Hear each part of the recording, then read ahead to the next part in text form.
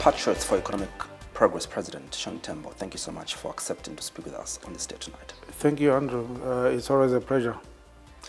We're very few days to go before the country goes to the polls. We have less than 200 days to go before the country goes to the polls. How prepared is your party ahead of this polls? I would say we are more than 90% prepared, because for us, an election is not an event, it's a process. And the process for this August election started in September of 2021. We've been working consistently, we've been introducing ourselves to the people, and we feel we've done adequate work. What is remaining now is just to file in nominations and then proceed to the election. So I would believe that about 90% of the work is already done. We are 90% prepared. We're just waiting with about 10%. Has the party already gone to the convention? Yes. So for us, we have a different system from everybody else. A lot of people try to go to a convention just before the election. We find that disruptive because, a convention, you're contesting for party positions and this and that. So it brings a little bit of acrimony, whether you like it or not. So we don't want to be subjected to that acrimony just before the election. So for us, we go to a convention just after a general election so that we can have 5 years to heal, assuming there are any divisions in the party. Yes. So we did that in November of 2021. Yes. We are seeing that so many political parties are trying to consolidate relationships, others entering into alliances to ensure that they are strong, going into this election. It's believed that no single political party that's a wrong belief. On its own could unseat the Upnd. You've been a member of one of the strongest alliances in the country, the Tonse Alliance. Recently you announced your withdrawal, your party's withdrawal from the alliance. Would like to find out, Mr. President, whether you have a different focus after your withdrawal from the Tonse Alliance and what your position is on those that say that no single political party can unseat the Upnd without coming together. So for us, the reason we went into an alliance was the belief that if we came together, it would make us stronger and we would be, a bigger force. But based on our experiences, before we went to Tonse, we were in Oka. And we had to leave Oka. We went and formed Tonse. But even in Tonse, there were too many conflicts and, people pulling this direction, people pulling that direction. So you spend too much time arguing with one another and, making wrong headlines, so to speak. This camp says this against that camp. Tomorrow that camp says that against that other camp. So every day you wake up, you read the papers, it's wrong headlines. You are talking against each other. So we found that to be, draining on our energies. We felt that if we can focus our energies towards, just talking about our manifesto, talking about what we'll do for the people, it would be a better way of using our time and resources. Yes. Are there any consideration for your party to get into any alliance with these few days remaining before the polls? It's extremely unlikely. But, politics being what it is, we can't say never. But it's extremely unlikely, yes. It's extremely unlikely. Yes. I earlier on asked a question around the belief that no single political party can unseat the Upnd. Did you believe that? I don't believe in that. I don't believe in that. The Upnd, like any other political party, can be removed as easily as it was elected into office. The issue of believing that it is very strong and it requires a combination of political parties to remove it from office, in my view, is a fallacy. Because, it's not really political parties that remove a government of a day. It's the people, the electorate. So the question should be, are the Zambian people ready and willing to remove the Upnd? If the answer is yes, then it doesn't matter which political parties come together or don't come together. If the people are fed up with the Upnd shall be removed. From what you're getting on the ground and the interactions you're having with the people, do you think the people of Zambia are fed up with the Upnd just yet? Yes. Upnd has underperformed even in their own strongholds. I was in Gwembe as well as Namwara about 3 or 4 months ago. And I went there not for political purposes, just for The other one was a family. We went for a funeral in Gwembe. The other one, it was work-related. You know, we're doing an audit of his projects funded by NGOs deep in Namala district. So you take that opportunity to just have a chat with the people. Of course, you are in disguise, so to speak. So no one identifies that they were shown Tembo.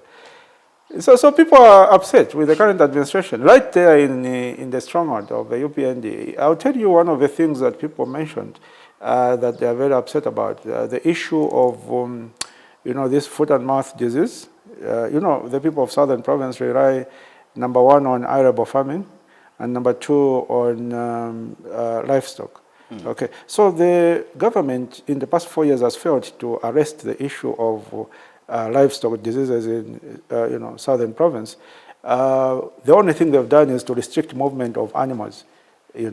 Now what that has done is that it has created a lot of poverty in a lot of communities, because the whole purpose of keeping livestock is so you can sell it. So if you're not allowed to move livestock, it means you can't sell it. You understand? Because you can't get a good price if you sell it within the community. It's people from Lusaka who provide a better price. You understand? So for more than 4 years, there are these restrictions on the movement of cattle, and people are in poverty. Right now, most of them can't afford to buy jeep, they can't afford to buy vaccines, and it's a total disaster. And the other issue is, of course, the late payment of farmers by FRA. That, again, is a major concern there. So you've got people who are really, really upset, not just disappointed with the current administration, but upset with the current administration. And that is right in their strongholds. So my view is that those turnout ratios that they enjoyed in 2021, like 85% turnout in Gwembe or Namara, they will not be there. In as much as people might not vote for the opposition in UPND strongholds like Southern Province, they will not turn out in as large numbers as the UPND would want them to turn out. And that's essentially the way PF lost the elections in 2021. They lost elections because their strongholds such as Northern and Ruapura and Muchinga, the turnout was very low as 35, 38% in some cases. Whereas the UPND strongholds were turning out people at 70, 85%. That's the main difference really in an election. So in my view, a lot of people in UPND strongholds had high expectations from President Hakainde Hichilema, just like I personally had very high expectations. And, I've been disappointed. And a lot of people in UPND strongholds have been disappointed. You go to Northwestern Province. I haven't been to Northwestern in a while, maybe 2 years. But the last time I went there, people were disappointed that main, roads are not tied up to now. It's still promise after promise. And yet there are a lot of minerals which come from Northwestern Province. So you ask an average Northwesterner, they are very disappointed. Even the officials of the UPND, Bruce Kanema, is a provincial youth chairman for UPND.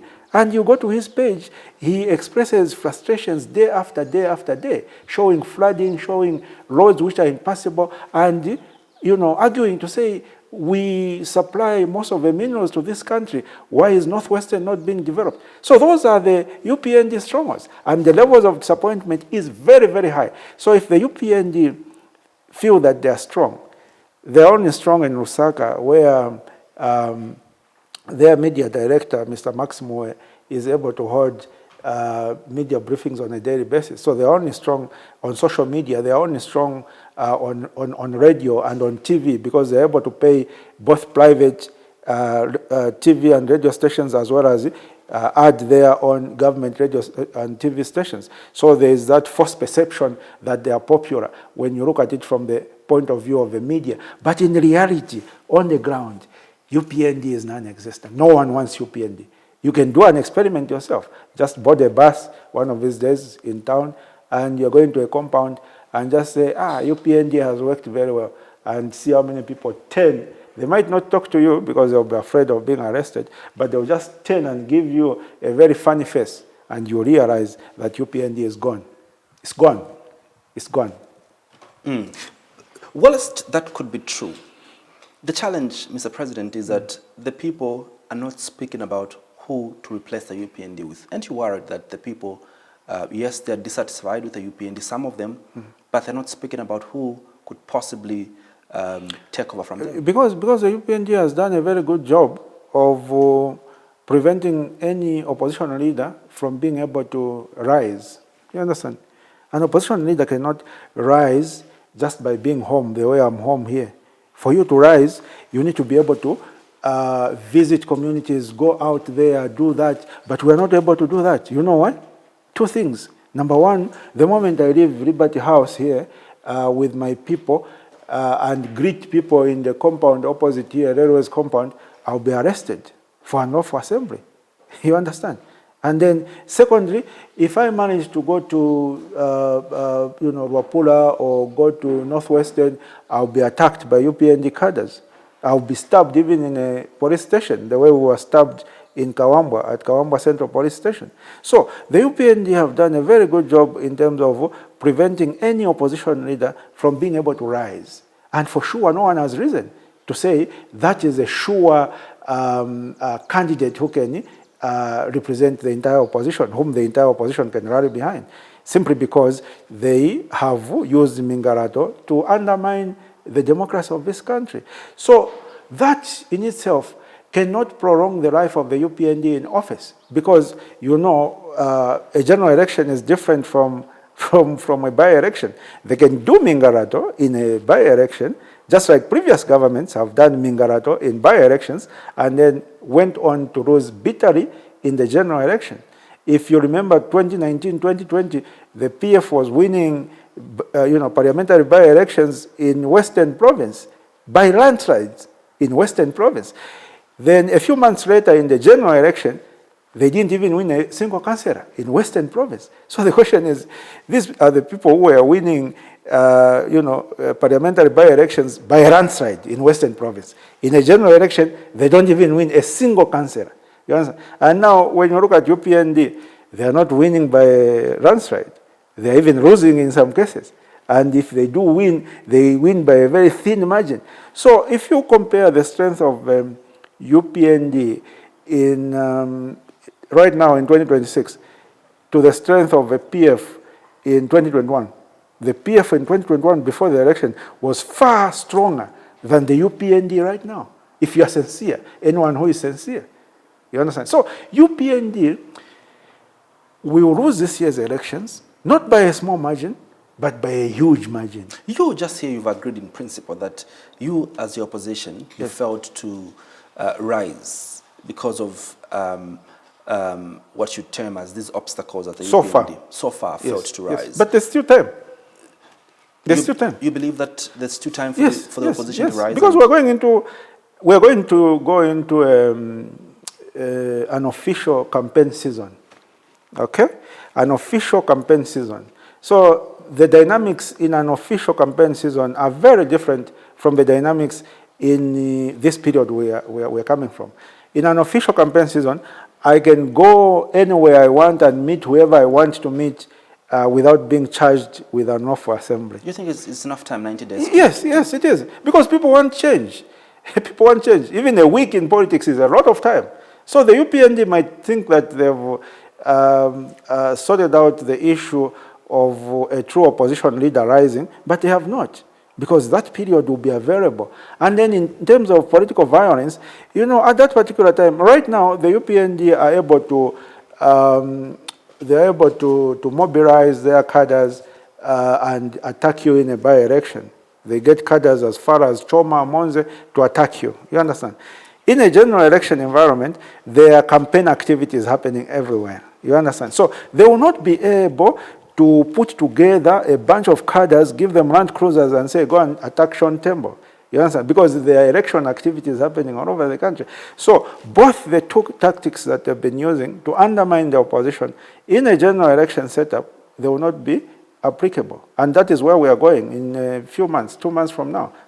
Once the official campaign period starts, us will go flat out in the field. And we believe the 3 months, 90 days is enough time to endear ourselves to the people, because the people already know us. They know we are credible. They know that we are one of the few. I say few as in the word few in capital letters. We are one of the few sincere opposition leaders in this country, because most people have been compromised, either by being threatened or by being bought off. But we are one of the few, and the people know that. So when we go out there and meet the people, shake people's hands, we will be merely consolidating what is already in place. People will just want to put a face and say, oh, ndiye Sean Tembo, atwagwire kwa manja. As simple as all that. So 90 days is more than enough time. You participated in the last election and you came out number 13. Yes. From then you've not participated, after 2021 you've not participated in any by-election. We did. In the by-elections? We did. We participated in Kaumbwe parliamentary by-election. You remember Kaumbwe? Yes. We participated in Kawata parliamentary by-election. You remember Kawata? Yeah? The one which put in place the current MP after Mr. Mkandawire died. We were there. Mr. Mleya Henry was our candidate. Yes. We participated in several elections until around mid-2023. And the reason we decided to pause participating in by-elections is because the by-elections were coming in very high frequency. Like every 3 months, you need to abandon your mobilization activities and go to a by-election every 3 months. So we found that to be very disruptive. So we decided to dedicate the remaining 1.5 years to just mobilizing the party across the country instead of participating in each and every by-election. That was from mid of 2023. But before that, from 2021 to 2023, we participated in each and every parliamentary and local government by-election. Yes. So you've been mobilizing members across the country. Yes. But you haven't been to Northwestern Province in 2 years, like you mentioned. Yeah, but you know, mobilizing a party doesn't necessarily mean Sean Tembo being there personally. I'm one person. And me, I believe in being able to delegate. So if you are not able to get things done through other people, then you're going to find it very difficult to run whatever organization you are running. You understand? So we have been very active on the ground. We have been able to select our candidates, parliamentary and local government candidates. You know, if you are in an environment like this one, Andrew, you cannot do party activities and then show them to everybody and say we are doing these party activities. Because when you do that, the UPND will come and undermine you. You understand? So the only way you can succeed, if you are in an environment like this one, where the UPND wants to step on everybody who looks like they are making political progress, is to do things quietly. So as we've been mobilizing, if you ask me right now, I've got parliamentary candidates across the country in each and every constituency. I've never paraded with them, taking group photos with them, because it's not necessary at this point. If you ask me who my candidates for Katombora are, I will show you from my phone. If you ask me who my candidates for Siavonga are, I'll show you in my phone. You understand? So the bottom line is, you need to, so I've got 3 candidates for Siavonga. Those are the 3 candidates. If you talk about Eastern Province, you've got Katete there. Obviously, you need to have 226, aspiring. Of course, candidates. But the bottom line is that are you we have council candidates, we have councillor candidates, we've got parliamentary candidates. And this is about 5 months before the elections. Elections. Yes. So we are 90%. Across the country, you filled in. Of course. Candidates. Of course. Why wouldn't we fill the whole country? We are not a small political party. Most of these political parties you are seeing around were registered after we were already registered. If you talk about political experience, some of us, when PF was in power, we were fighting PF. Right now, UPND is in power, we are fighting UPND. How many political parties which exist today fought PF and are currently fighting UPND? Most of the parties who are fighting UPND now, during PF, they were eating with PF. We've never eaten with any government. So we are a senior political party in this country, and we ensure that we field candidates in each and every constituency and in each and every ward. Do you think there's going to be a difference today when we go to an election? Because your numbers in 2021 were not quite impressive. 2021, my friend, is how many years ago? It's been 4 years. 2021, manje na meno na viwaya kudia. You understand? That's a long time ago. So you're talking about 2021, that's a long time ago. In 2021, people were clapping for HH. Wherever he goes, they would clap for him. Right now, they are throwing stones at him. Are they clapping for him? Of course they are. So in 2021, people were clapping for HH. This time around, they are throwing stones at HH. That's how far 2021 is. Okay. HH has challenged you, the opposition, to provide a clear alternative to his programs that he has at the moment. He's asked you to provide a clear alternative to CDF, to free education and all these other programs that he has. And he and the UPND claim that you have no message for the Zambians going into the polls. Is that true? That's his view. Of course, he's our competitor. What do you expect him to say? You expect him to say we've got a lot of credible opposition and we're on our way out. All the governments that have gone out of office, all the presidents that have lost elections in the past didn't expect to lose elections. KK didn't expect to lose the 1991 election. When he lost, he cried. Okay? Arabi didn't expect to lose the 2011 election. When he lost, he cried. When I say crying, I don't mean complaining. I mean crying with tears. You understand? Yes. ECL didn't expect to lose the 2021 election. When he lost, I didn't see pictures of him crying, but I know he was disappointed. Yes, you understand? So, HH believes he will win the August elections, which is absolutely normal, because I would be surprised if he expected to lose. You understand? But the bottom line is that the evidence on the ground, the dynamics on the ground, clearly show that he's going to lose.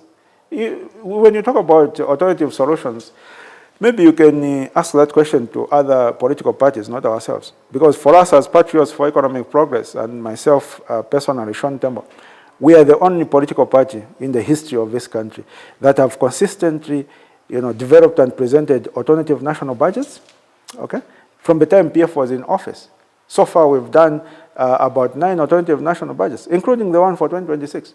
If you read our alternative national budget, which is about a 60-page document, you realize that we talk about the economic policies which are being implemented, the taxation policy, the mining policy, the development policy, development initiatives like CDF, and we've provided alternatives. The issue of lack of alternatives apply to other political parties. Just 2 days ago, we released our manifesto, the summary of our manifesto. We'll get into the summary of your manifesto in a bit. But what gives HS the confidence that he's going to win the elections is he says that he has delivered over 90% of what he promised the Zambian people, and according to him, the people are happy. That he inherited a broken economy, which he has fixed now, and all the macroeconomic indicators are pointing in the positive direction. Now his government is boasting of inflation that is in a single digit, 9.4%, a GDP which is growing at an average of 5.2% and expected to grow at 6% as of December of 2026. He says that the mining sector has received life again. The copper belt, is back to life again. And he speaks of all these economic issues that he's been able to address, the issues of debt restructuring that he's been able to address. You don't think so economically he has done well? When you look at the UPND and its leadership, there are people who are not credible. They lack credibility. You understand? So let me just finish. The UPND, even HH, if he comes to me and tells me, this is this is afternoon, I will need to check my watch and say, is it really afternoon? Is it not morning? You understand? What do you say? They lack credibility. So even those figures on paper, the figures that they try to churn out to say we've reduced inflation, we've reduced our growth rate is so much, our what is so much. In my view, those are fake figures. Okay, those are fake figures. That is mere propaganda. I'll tell you something. You can write anything on paper. You can write anything on paper and send maybe the governor for Bank of Zambia and say, go and hold a press briefing, announce this. Or you send the Director General of the Central Statistical Office, Zambia Statistical Office, hold a press briefing, say inflation is at 9.4%. You understand? It's easy. You write it on paper and they do that. But the question is it backed up by evidence on the ground? It's not. You understand? When you look at the prices of goods and services, they go up every day. Every day they go up. So if you tell me that inflation is dropping, and yet you go in the street, things are going up, that's not backed by evidence. So chances that it is a fake figure on paper are very high. Talk about the issue of the foreign reserves. they recently announced, Minister of Finance, that foreign reserves had risen, to about $5.4 billion. You understand? You're trying to portray that the economy is doing well. That's on paper. That's a figure you write on paper and send someone to go and announce to the media. Okay? But the question is it a real figure? We're going to see from the indicators on the ground. Farmers supply maize to the Food Reserve Agency in June, July. You promise them that you pay them in a month. More than 8 months later, you're failing to pay them. And then you're failing to pay them. 1 minute, the Minister of Finance announces that they are talking to commercial banks. They are trying to create a syndicate of banks who can give government a loan of 5 billion kwacha. The next minute, those negotiations failed. We are now going to just look for money somewhere. No, we've engaged FNB to pay some of the farmers. You understand? The question is, if you've made so much money, if the economy is doing so well, and you've got 5.4 billion in the bank, at Bank of Zambia, why are you failing to pay farmers? There are people who are involved in mobile NRC registration, and they've never been paid up to now. So many other people, small people, young people, the youth, unemployed people, when the Chaco peace work bomb, 1 year along the line, they are not paid.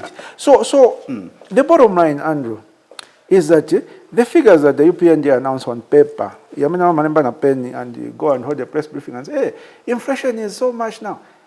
Those figures are not backed by the reality on the ground. And in my view, those are fake figures. As simple as that. Are you going to be honest, Mr. President? Yes, other things that you've mentioned could be true. But for things like the exchange rate has dropped to now. So the exchange rate, the way it works, even during PF, when the exchange rate rises, and people complain, Bank of Zambia would intervene and throw some dollars on the market, and then it would drop. You understand? It drops for about weeks, a month. Then it starts following its natural course. It starts rising. Ikafika around 20 something, Bank of Zambia releases money, again it drops. So when you have a natural, when you talk about the exchange rate, there is that natural appreciation, and then there is that mechanical appreciation. So mechanical appreciation is where Bank of Zambia manipulates the exchange rate so that it drops. So I'll tell you the difference between the two. If the exchange rate is appreciating naturally, it will be going in one direction gradually. So it will go, it was 19, it's now 18.9, 18.8, 18, all the way, now 17. It just goes, because it's being moved by economic fundamentals. When the exchange rate is being manipulated through mechanical processes by Bank of Zambia pumping in currency so that they force the exchange rate to move, it will move like it was 19, so it will go to par 18, and then it goes to 18.5, and then it goes to 18, and then it goes to 18.9, and then it goes to 17.8. And you believe this is what's happening now? That it's I don't believe. Go to any bank or go to Bank of Zambia on their website. They show a mapping of the exchange rate. So the exchange rate is not moving gradually like that. It's moving like that. So when it goes like that, it means they've pumped in money. And then when it starts dropping like that, or rather when it drops, it means they've pumped in some money. When it starts going like that, it means it's following its natural course. If they didn't intervene there, it can go all the way to 30, even 35. You understand? So that's why it's going like that, because it's not natural. If it was natural, it would have been going like that. That's the difference. The Zambia Association of Manufacturers 2 weeks ago issued a statement stating that because of these macroeconomic indicators, so many companies will reduce the prices of commodities. So do you think it's sincere for you to say there is no direct impact Andrew, when now milling meal is it's much one thing cheaper? for someone to hold a press briefing and say, I'll reduce the prices of this, or I'll do that. It's one thing for you to see a reduction by itself. When you go into ShopRite, I go into ShopRite quite often, do you see any reduction of goods? Prices are always going up. The other day, I normally use a lot of mayonnaise. I usually buy mayonnaise at about 145, 150. The other day it was around 165. You understand? I use a lot of potatoes. Generally, the bag of potato would be like 155, 160, maybe 165. Right now, it's almost 200. So it's one thing for the Zambia Association of Manufacturers to hold a press briefing and announce that they will reduce prices. It's another thing for you to go in a shop, check the shelf prices of goods, and find they've gone down. So anyone can talk, Andrew. Just like you've got those people from Zambia Statistical Office announcing the inflation rate. Oh, this month the inflation rate is 9.4, but there's no reduction in price. So UPND is a government that came into office through propaganda, and they believe that they can stay in office through propaganda. But the people of Zambia cannot eat propaganda. You can't convince someone who is hungry that you are full. If you are hungry, you are hungry. You tell me I'm full, maramulira nanjara. I'll not agree with you. So there are times when propaganda can work, and then the rest of the time, propaganda doesn't work.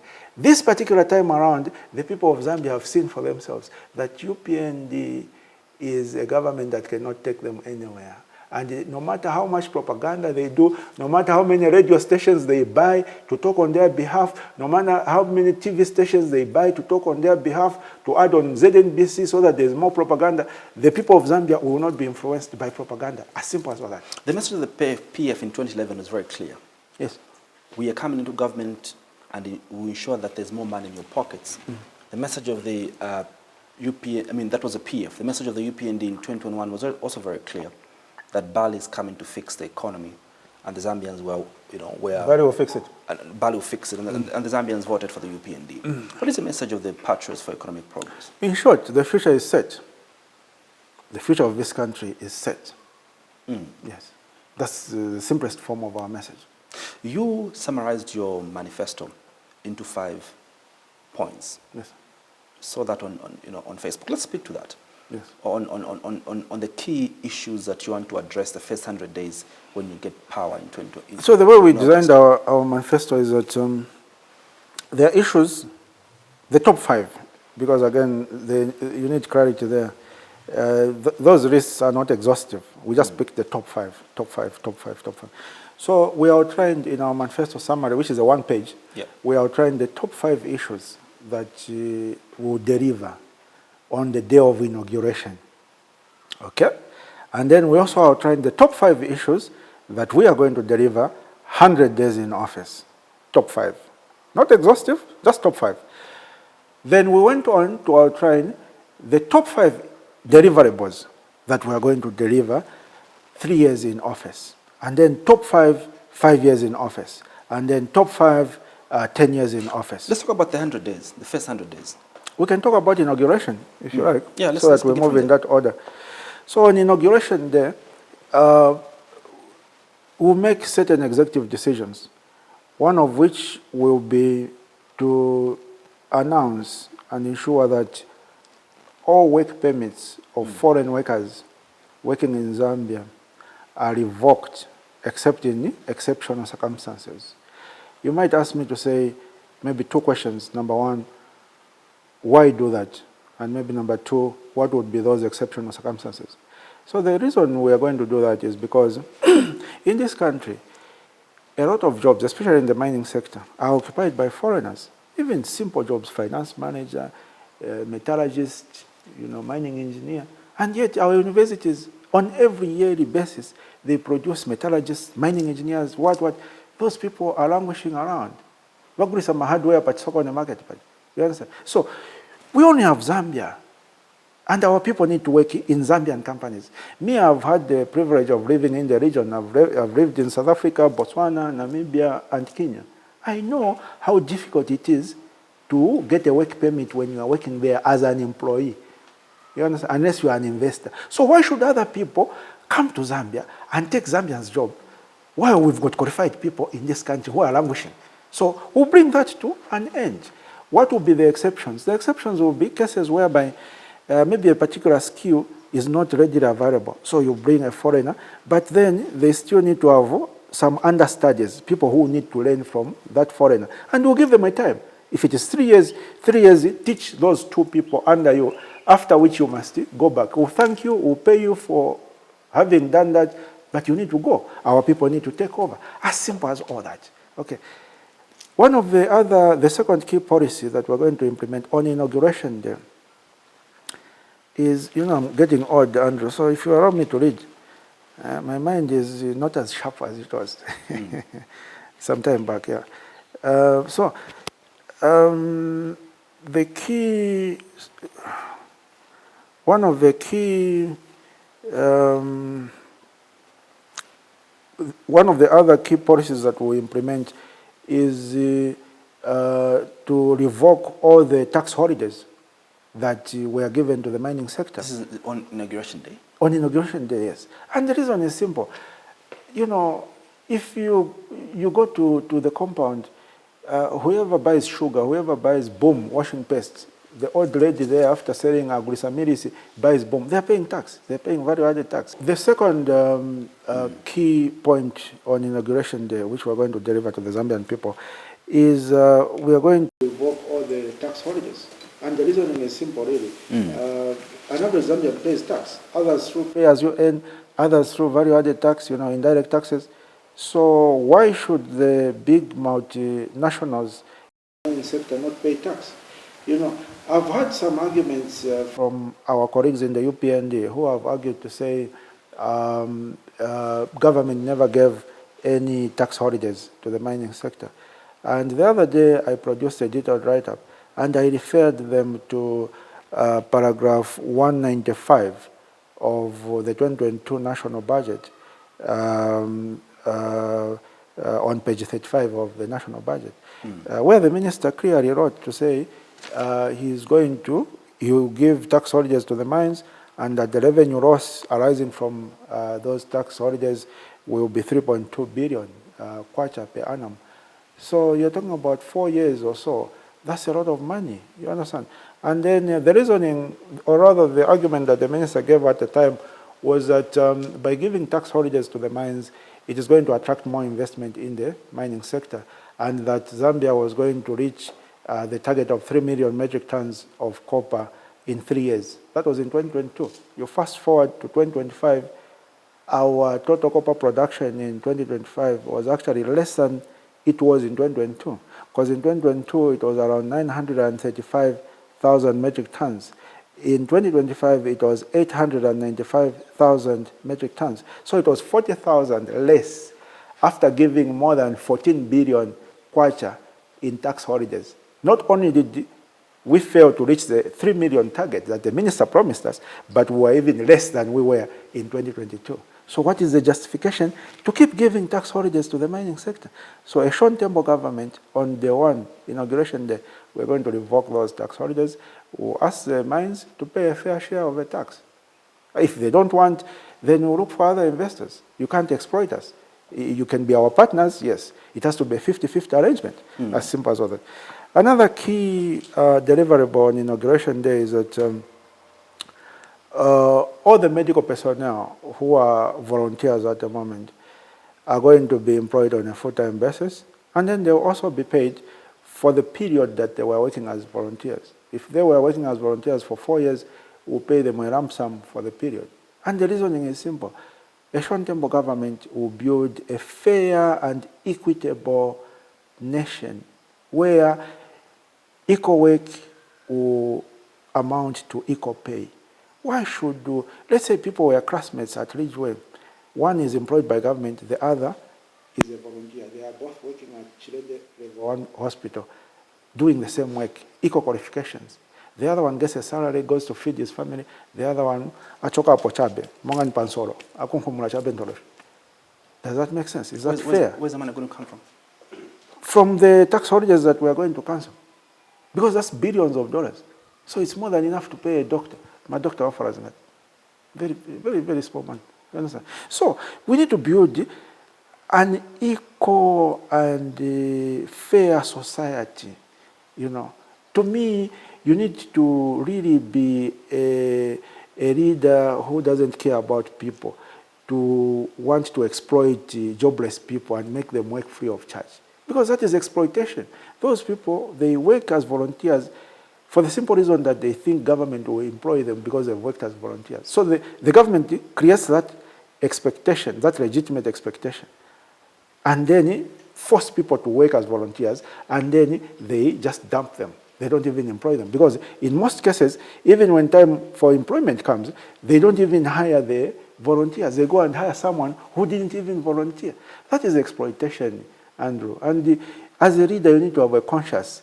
You look yourself in the mirror. If you're doing something wrong, you should feel guilty and say, this is wrong. And something should not only be wrong because it is on you or on your children. Something should be wrong even if it is perpetrated on a Zambian you've never met, you've never heard about. They're being perpetrated an unfair, situation. It should hurt you as a leader. So that is our view on this matter. So the fourth item is that those farmers who were delayed their payments by FRA are going to be paid interest on their money. Because they were delayed for more than 8 months. They were told they will be paid in a month's time. It took more than 8 months. You understand? And the reason is simple.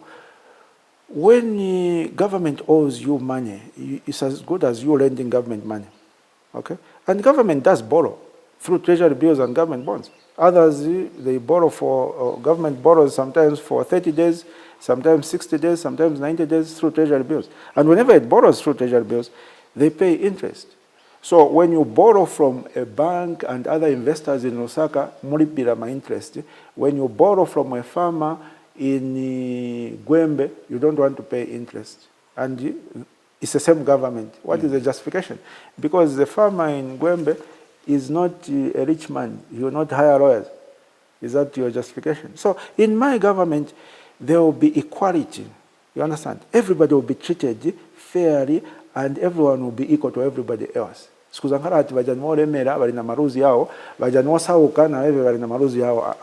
Everyone will be treated fairly. If my government pays interest on borrowings through treasury bills, we are also going to pay interest on what we borrow by delaying payments to farmers. So that's our other key deliverable on Inauguration Day. The last one on Inauguration Day, in terms of the top 5, is that all persons who prevented the 60th Republican president, His Excellency Dr. Edgar Chagwarungu, from leaving the country to go for medical treatment. You remember, we've seen a lot of videos at the airport. The other video, he was removed out of a flight. The other one, he had not even boarded. He was just being told to go away, and his lawyers were there, and Jonas Zimba. Every person who prevented ECL from seeking medical attention under my administration will be investigated, and they are going to be prosecuted for manslaughter. And the reason is simple. At that time, ECL was not under house arrest. He had not been arrested, such that you can say he was on police bond or bail. So here is a Zambian. Forget the fact that he was a president. He's a Zambian. And you want to restrict his movements. You are telling him he can't fly out. On what basis? Under what legal justification? That, Andrew, is called impunity. And there will be no room for impunity under my administration. Some people tell me to say, but some of these things, why are you mentioning them now? Why don't you just do them when you come into office? I want to be transparent and open. My administration will not pursue vengeance against anybody. Anything that we intend to do to UPND members and supporters, we'll mention it in advance. And will not do anything over and above what we mentioned. So there are two things that we're going to address in terms of the UPND when we form government. This issue of preventing ECL from traveling, and then the issue of the payments that UPND supporters and members were being given by government through consent judgments with the Attorney General, because that is conflict of interest. You understand? And they were given millions of kwacha. That money will be recovered. So any wise UPND member or supporter who got those millions from the Attorney General's chambers, my advice to them is don't spend that money. Just keep it safe, because a time will come when we'll need the money. As simple as that. So for us, we are laying what we're going to do with relation to, in relation to our colleagues in the UPND on the table right now, so that at that time when we implement it, people will not say, no, Tembo now is engaging in vengeance. I don't believe in vengeance. Other than what I've announced, I don't intend to pursue anything else. Whatever I intend to pursue, I will put it on the table so that people can debate it right now. Would you pursue President Hakainde Hichilema? Do you believe he's committed some crimes that you would pursue? Not that I know of. Not that I know of. He's made some really bad decisions, but personally, I don't think he has committed any crime. President Tembo, in an event that His Excellency President Hakainde Hichilema invited you to join his party and form an alliance together, be a part of the Upnd alliance, would that be something that you would look at? No. You know, I have certain fundamental differences in policy with the Upnd as a party and their approach to, you know, the governance of the nation. And those differences did not arise after the Upnd had formed government. Those differences came to my attention when Upnd was still in opposition, when we were together in an alliance as the opposition alliance. I'm sure you remember that. Yeah. The emphasis of the Upnd administration in terms of national development is to uplift big corporates at the expense of the common man. You understand? And I find that to be unconscionable. Of course, they think or believe that if big corporations prospered, and then the economy of the country would prosper as well, and then that prosperity would trickle down to the masses on the ground. But my view has always been that, you know, national development is a very long journey. Okay, it's not an event which just happens and then the economy has, you know, the nation has developed, the economy has prospered. It's a very long process. It's a laborious process. It takes years, possibly even decades. So, as you pursue national development, as you pursue the economic prosperity of the nation, the people on the ground must be able to live a satisfactory life. Okay, you can't come up with policies whereby people are suffering, people are dying of poverty on the ground simply because you are chasing after what you see as national development or economic prosperity. Then what happens in the interim? You understand? So my belief has always been that any sound economic development model has to carry the masses as you pursue long-term development goals and not abandon the masses as you pursue the long-term development goals. And even in practice, because some people might think what I'm talking about is theory, even in practice, when you look at the recent event where farmers were complaining across the country, even in Upnd strongholds, about late payment for their maize, 8 months late. They even went into the farming season. Right now, I don't know what the forecast is for the farming produce for 2026 because people didn't have money to buy, you know, fertilizer.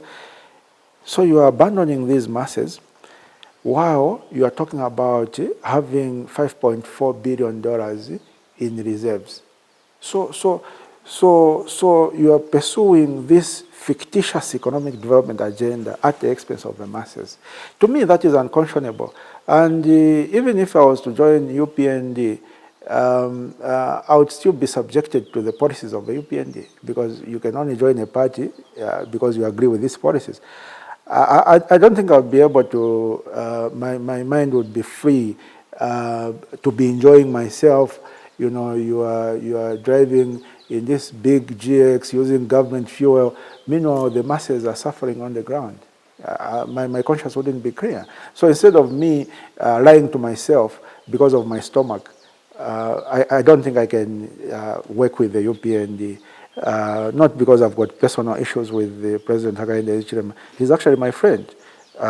We mingled very well when we were in the opposition alliance, but a line has to be drawn to say, okay, this is personal and this is business. And running a nation is business. You understand? So I don't see myself in a situation where I can work together with the Upnd or President Hakainde Hichilema.